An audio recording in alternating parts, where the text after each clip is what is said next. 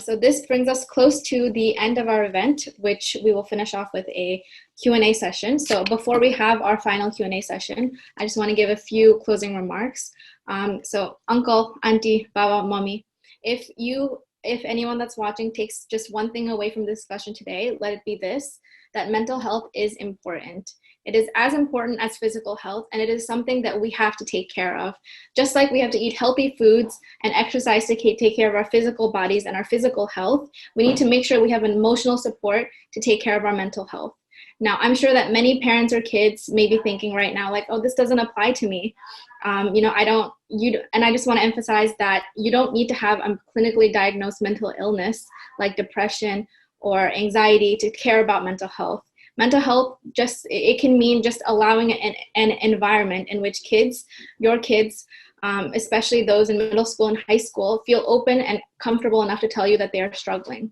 It means that when kids tell you that they're having trouble in school, you try and listen and try to understand where the problem is coming from, instead of assuming that your child is just lazy or she's being rebellious. And so we just hope that hearing these testimonials and the views of kids in our own community has taught you the importance of mental health and the fact that mental health is extremely, extremely critical in children's development. And as kids, we all want to make our parents proud. And as parents, we know that you want the best for your kids, which is why discussions like this are so important in facilitating conversations between us, the younger generation, and the older generation. So also, thank you to all the panelists today for speaking. So we will now move into the Q&A, question and answer part of our discussion. So if you're watching this on Facebook Live or even in the Zoom call today, please feel free to put in questions either in the comments or in our Zoom chat, and we will be asking them to our panelists. So let me see if there's any. Okay, so we have one question, and this is going to be just open. What are some steps to take to accept mental health yourself? So I think this is trying to say, like, what are some steps that you can take to accept your own mental health? Does anyone want to take it? I think to answer that question, I think you just have to be really honest with yourself. I think sometimes we get scared and we don't want to accept our true feelings. I think being honest with yourself first and then going to someone about it, always making sure that you're talking to someone, because sometimes you don't even know what you're going through. So when you share something to your friends and stuff, they can help you validate the feelings that you're feeling. Awesome. Yeah, absolutely. So I have another question that is from somewhere else. At what point should I go to therapy? When do I know it's time to get professional help? So if someone, maybe Minerva Didi, wants to take this question. Sure. I think that people think that you have to be having a problem to get therapy, but the fact of the matter is anyone can receive therapy, anyone can go to therapy or get help, because it's not just for people who are struggling. It could just be for you, like a self-care thing to make sure you're able to manage your daily stressors or things that just happen out of nowhere. Like, especially looking at the past year with COVID, everyone's life got turned upside down, and seeking out help when you need it or before you need it is okay. So really it's about getting help when you want to, when you feel like it's going to benefit you. So maybe it's now when there's no problem, but you just want some support, or maybe you realize that you're having a difficult time, with your daily functions, and you just need some outside support to help you get through that.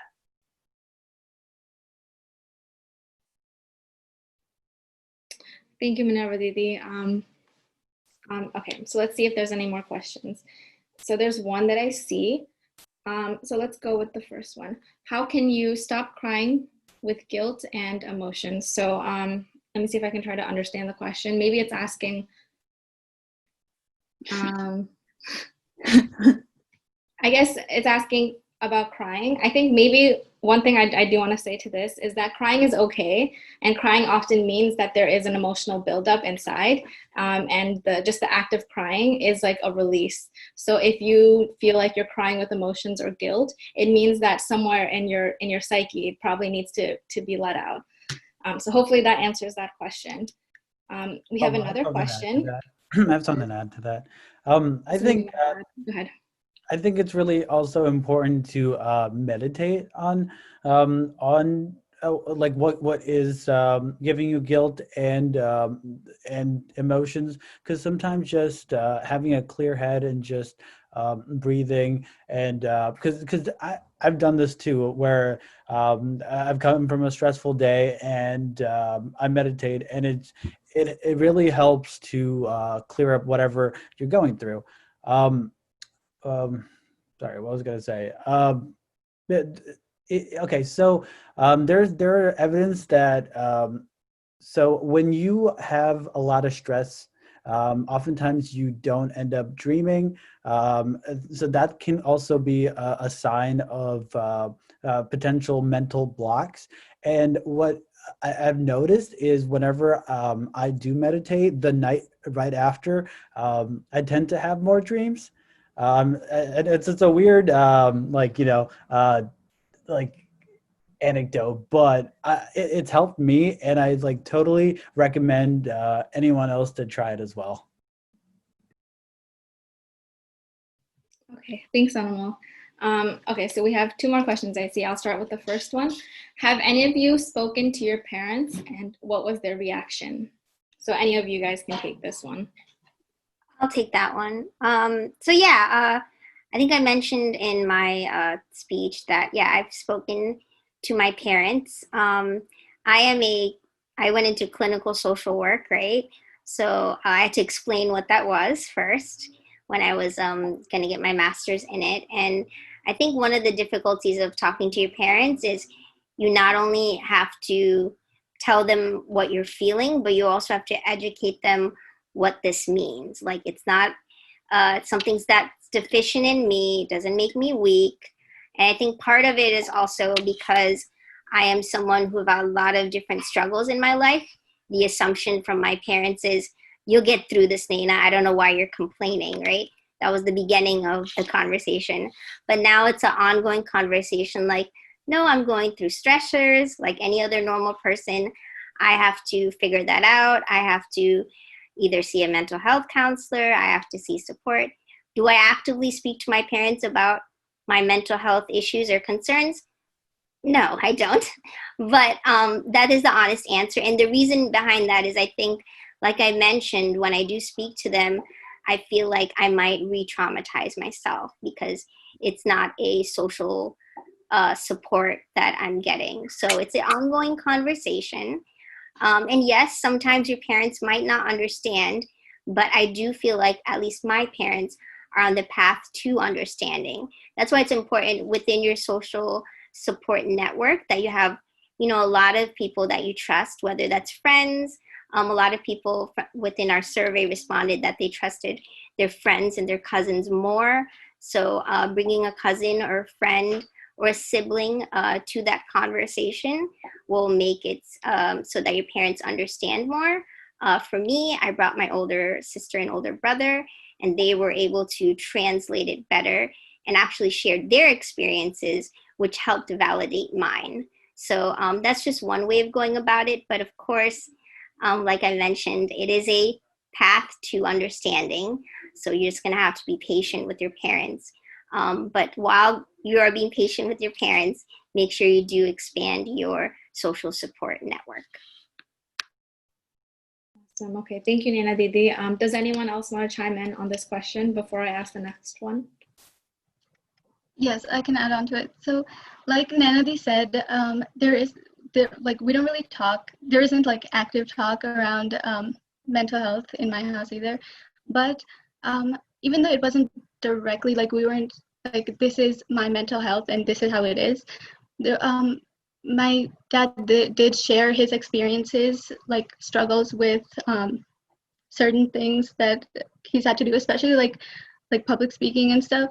So I think it's important for parents to like reach out to their kids, just like mentioning small things, because it makes your parents seem more like human, because like we see them as like, I think all adults who are like, oh, they have this perfect life, and they're like these perfect people.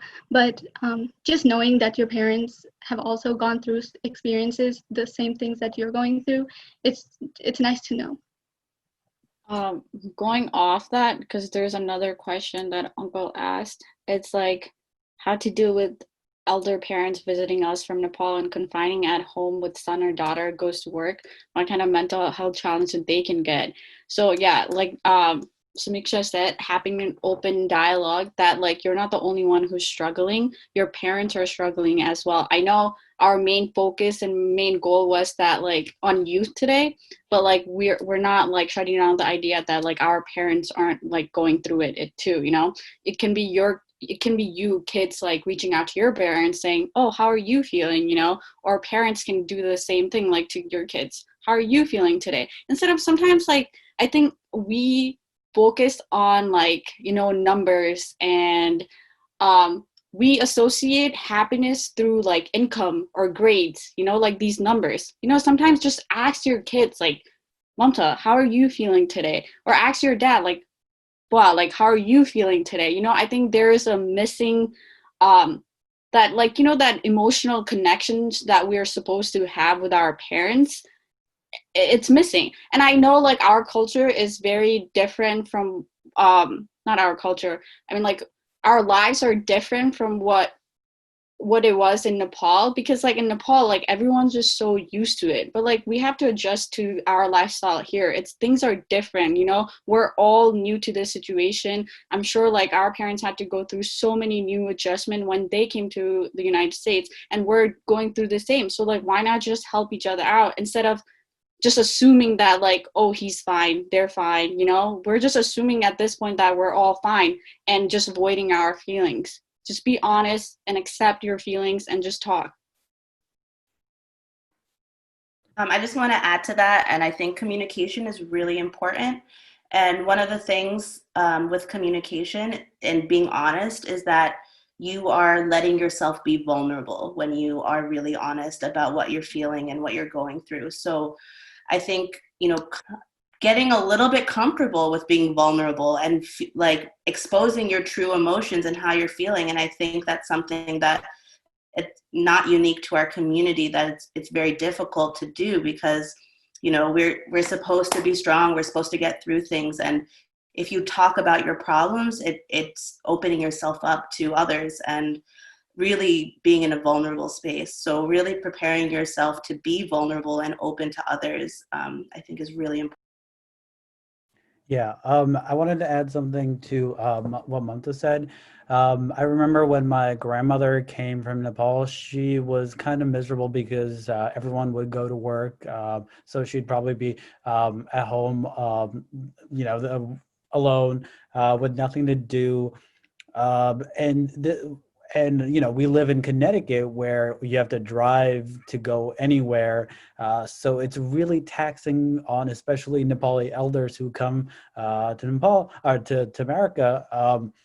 And to that, I think you know, communicating is definitely one aspect of it, but also, you know, allowing or just is showing them maybe a path around the neighborhood just to go for a walk, you know, maybe go for a walk with them in the morning or in the evening after you come back from work. I think just that little bit is like worth it. I think that just looking forward to that maybe walk. I can't really exactly describe how an elderly person feels because obviously I'm, you know, only 24. However, I think as a human, you kind of want to look forward to something. So I think going on walks, communicating, these are all really good ways to help the mental state of the elderly. Yeah. Definitely. Yeah, I think all of you, what you have said relates to a comment that I see in the chat by Dr. Shyam Karki, where he says that mental health what we need is like a dialogue between parents and children, and that includes not just us and our parents, but our parents and their parents too, because it really is like a cultural thing, this lack of like emotional connection. Yes, so any more questions? Do you guys panelists see any questions in the chat anywhere?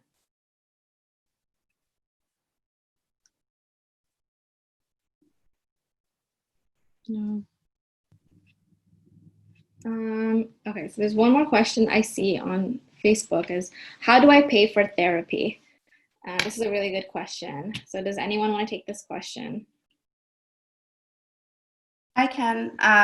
There are a lot of options, and I know therapy can be expensive depending on where you go. So first of all, if you have health insurance, a lot of health insurances will cover therapy, or you can actually go through your health insurance to find people that they will cover. There are also a lot of therapists that understand that it's not easy to pay for these things, and they will offer a sliding scale.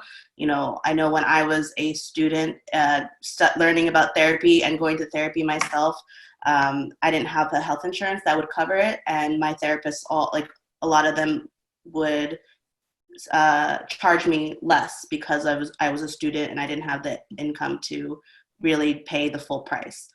There are also a lot of new things out there, like with telehealth and virtual therapy, that offer cheaper services if you're not able to do it through your health insurance, or if you don't have health insurance to cover it.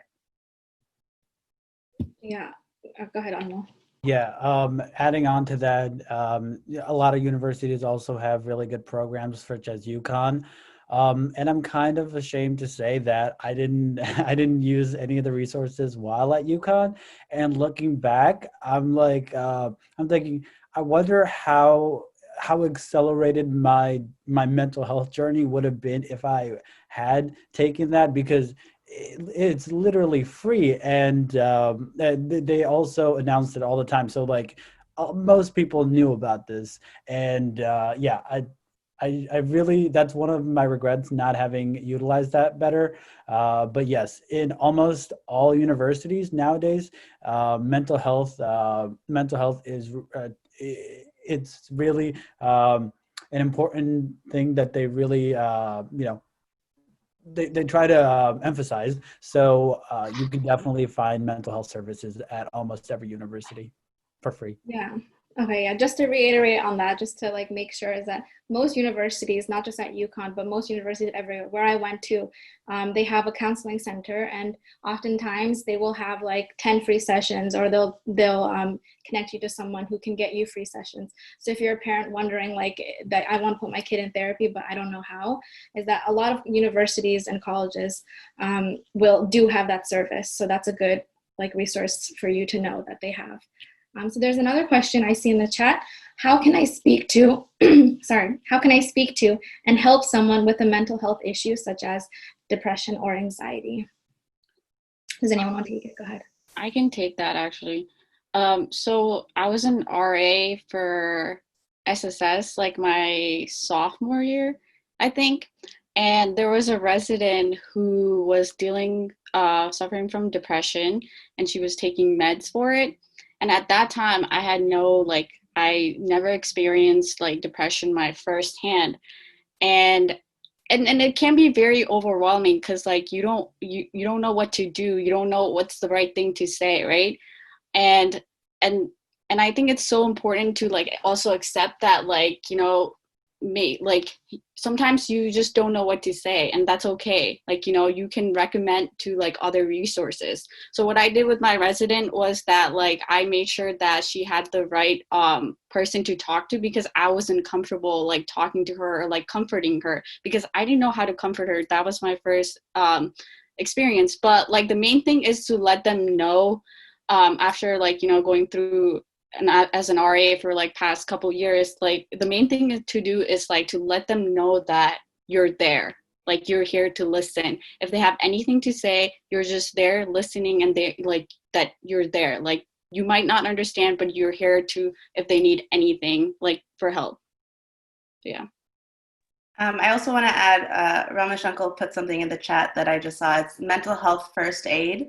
It's a really useful course for people who kind of don't know what to do in these situations. And it's a resource that's really useful to kind of learn how to deal with something in the moment, right? You see somebody who's clearly depressed, and maybe your friend or a family member, and it kind of gives you the tools to really start knowing how to deal with these. I mean, in the end of the day, most people aren't a mental health professional. And so, you're not going to be able to know all the right things to say. And it's not always just one right thing to say. There's a lot of things that go into it. But really just being open and available for that person and just letting them know that you're there for them. And, like I said earlier, you don't need to fix it. You don't need to have a solution, but really just being there and letting them know you are there for them for whatever they need is like a really important thing and a really big help for a lot of people. Thank you, Vinay Didi. So we actually are going to be wrapping it up now because we need to end soon. Can I just quickly interject? I'm sorry. Somebody actually pointed out this to me, but we have just been talking about anxiety and depression as just the mental disorders, but we also need to realize that there are other types of mental disorders, such as bipolar disorder, dementia, schizophrenia, or autism. These are all, it's a very wide field of disorders, and we are kind of mixing all of this together. But I just want to make sure that everyone understands that every single disorder is different from each other, and there's a different way to go about talking about it and helping someone. So if someone wants to add on to that, that'd be great. Absolutely. I actually think we're gonna wrap it up, but thank you, Anmol, for making that point. That's very true. So just to give some closing remarks, Mamta is going to speak again, and that will be the end of our program today. Thank you so much, everyone, for watching. Go ahead, Mamta. I just want to thank you all for being here today. I know this was our first event, so yes, it's one thing that youth wants to do a lot. Like, we want to do all these events, but we cannot do it without your support. Like, if we want change in our community, we need your help, like especially the older generation, uncle, aunties. Like, we need you to listen. We need you to work with us. We can't make a change without you listening to us or wanting to work with us. So if there's anything that you want us to address, please let us know. We're always here for new ideas and stuff. We always want to work together and make a change. Like, we're not here to point and blame at each other. We're here to work together, and that's what I wanted to say. And I want to especially thank you to Madhav Uncle and Raz Uncle, because you guys have been guiding us and showing us how to lead and stuff. So I really want to thank you for being here and just supporting us throughout behind the scenes especially. So thank you, everyone. Thank you so much. Yes, thank you. Thank you. All right, so that will be the end of our event today. Finished.